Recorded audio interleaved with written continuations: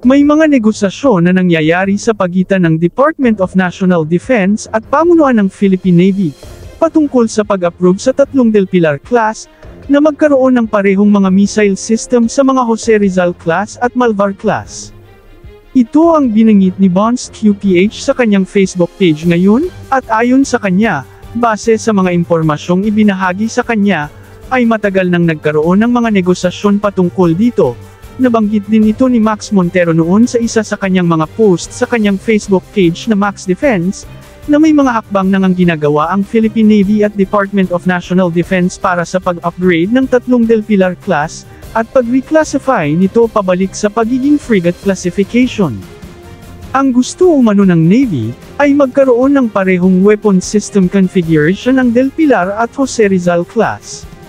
Ito ay nangangahulugang nais ng Navy na magkaroon ito ng anti-ship missile system na SSM-700K, short-range air defense system na Simbad RC, torpedo launching system para sa Blue Shark torpedoes, at close-in weapon system tulad ng Malvar class, at syempre ang vertical launch system na Mika VLS.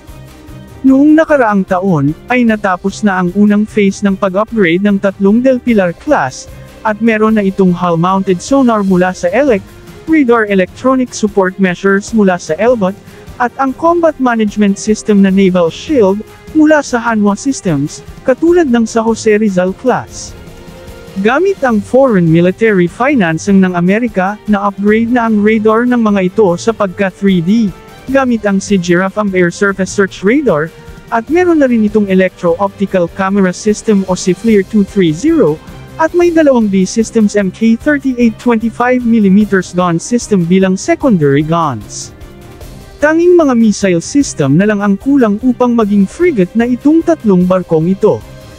Bagamat gustong-gusto nating makita na lumalakas ang ating mga barko, ngunit medyo skeptical tayo sa mga balitang ito, sa kadahilan ng kakain ito ng malaki-laking halaga para sa 3 Del Pilar, ngunit ngayong nagmaterialize na ang Security Sector Assistance Roadmap ng Amerika sa Pilipinas, sa paglalaan nila ng 29 billion pesos para gamitin ng Pilipinas anuman ang kanilang gusto para sa kanilang depensa, ay masasabi nating pwedeng mangyayari ang pag-upgrade na ito, kung nanaisin ng Department of National Defense. Ngunit di nila masusunod ang kanilang plano, na magkaroon ng parehong weapon system sa mga Jose Rizal class. Kung gagamitin ng Pilipinas ang $500 million US assistance para ma-upgrade itong mga Del Pilar class, ay kailangang mga American weapon system lamang ang kanilang maaring ikabit dito, dahil sa mga ito lamang maaring gamitin ang perang ito. At dahil sa may kamahalan ang mga kagamitang ito ay nangangahulugang malaki-laki ang mababawas sa $500 million, kung gagamitin ito sa 3 Del Pilar. Ang Harpoon anti-ship missile system ang isa sa pwedeng ikabit dito sa kanyang anti-ship missile system, at ang Phalanx 20mm close-in weapon systems naman para sa kanyang close-range defense. Sa anti-air defense system ay pwede ang famous na Mk41 vertical launch system, na pwede malagyan ng parehong US anti-ship at anti-air missile, at Mk32 tripole torpedo launcher sa kanyang anti-submarine warfare.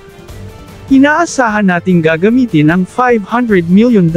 para sa matagal ng delay na multi-role fighters, kaya kapag isisingit ng Navy ang proyektong ito, ay maaring malalagay na naman sa limbo ang MRF project ng Air Force. Kaya kung tayo ang masusunod, mas mabuti kung hayaan na lang ang mga Del Pilar class na mananatiling patrol ship, at unahin sana ang mga multi-role fighters. Ngunit kung may mapagkukunan silang ibang budget na hindi magagalaw ang US assistance na $500 million, ay malaking good news ito, dahil lahat tayo ay gustong makita ang isang malakas na Philippine Navy, at mangyari lamang ito kung ang kanyang mga barko, ay may armado ng mga malalakas na missile system, na kayang makipagmatigasan sa barko ng kaaway.